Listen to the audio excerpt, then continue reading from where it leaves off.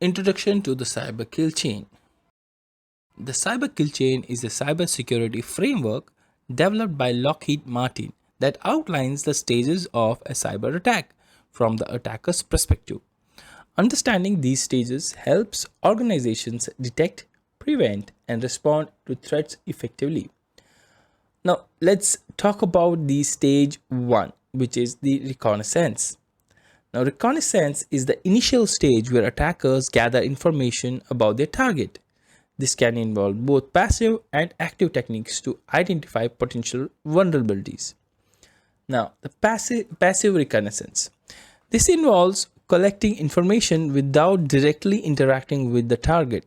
Examples include open source intelligence, gathering data from publicly available sources like websites, social media, and public records. Who is database? Checking domains, registration details. Google dorking, using advanced search techniques to find sensitive information. Second is the active reconnaissance. Involves direct interaction with the target to gather information. Examples will include network scanning using tools like Nmap to identify open ports and services. Social engineering, tricking individuals into revealing confidential information. Now let's talk about the mitigation strategies for reconnaissance. Now you could do security awareness training, educate your employees about social engineering tactics and the importance of safeguarding information. Network monitoring, use intrusion detection systems, IDS, to detect unusual scanning activities. Access controls, restrict access to sensitive information and enforce strong authentication mechanism. So let's move on to the second stage, which is the weaponization. In this stage, attacker creates a malicious payload using the information gathered during reconnaissance. The payload is often a piece of malware or an exploit designed to take advantage of a specific vulnerability. Techniques would involve exploit kits, prepackaged sets of exploits targeting known vulnerabilities. Custom malware, tailor-made malware designed to bypass specific security measures. Macro-enabled documents, malicious code embedded into documents like Word or Excel files. Let's talk about mitigation strategies for weaponization. One thing you could do is advanced malware detection. Use sandboxing and behavior analysis to detect and block malicious payloads. Patch management, regularly update software and system to patch vulnerabilities. Email security, implement email filtering to block attachments with embedded malware. Let's move on to stage 3, which is delivery. Delivery is the stage where the attacker transmits the malicious payload to the target. Common delivery methods include phishing emails, drive-by downloads, and exploiting software vulnerabilities. The techniques would involve phishing emails, emails that appear legitimate but contain malicious attachments or links. Drive-by downloads, malicious codes is downloaded automatically when a user visits a compromised website. USB drops, leaving infected USB drives in public places hoping someone will plug them into their computer. And let's talk about the mitigation strategies for the delivery.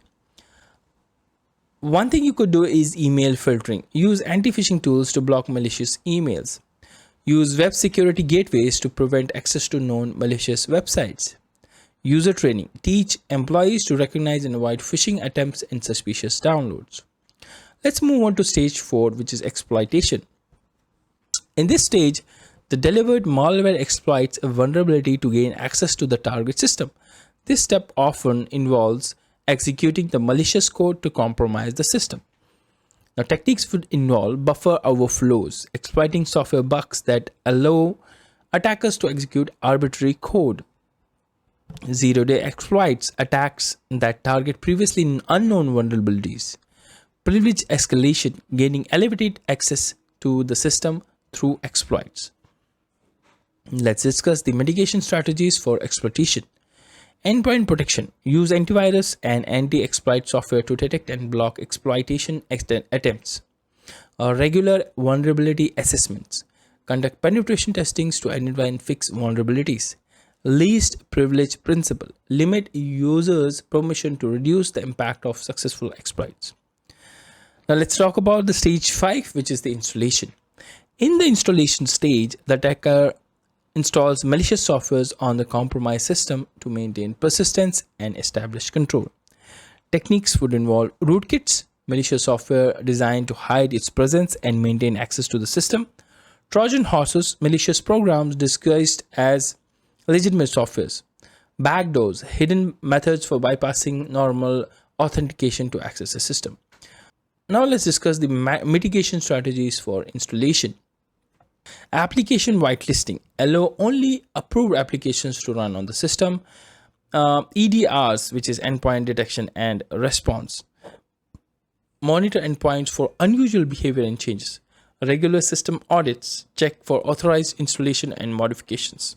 Stage 6, which is in this stage, the attacker establishes a communication channel with the compromised system to control it remotely. This allows the attacker to send commands and receive data.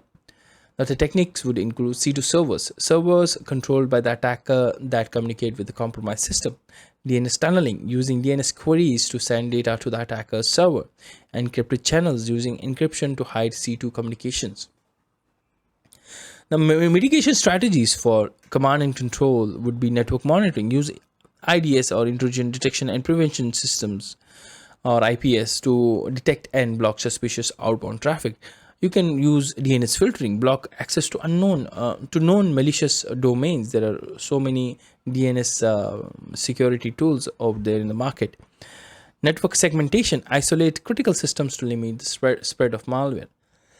Now let's move on to stage 7, which is actions and objectives.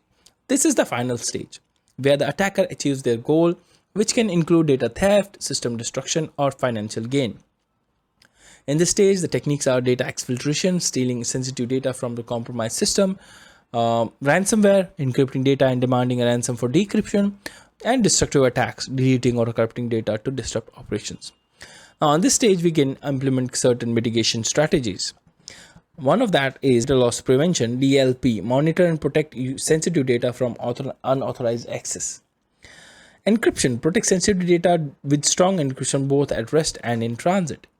Incident response plan, develop and regularly test an incident response plan to quickly contain and mitigate attacks. So, understanding the cyber kill chain provides valuable insights into the attack process and helps organizations implement effective defense at each stage. By adopting a multi-layer security approach and stay vigilant, you can significantly reduce the risk of a successful cyber attack. Thanks for watching. If you found this video helpful, please give it a thumbs up and subscribe to our channel for more cybersecurity tutorials. If you have any questions or comments, leave them below and I'll be happy to help. Until next time, stay secure.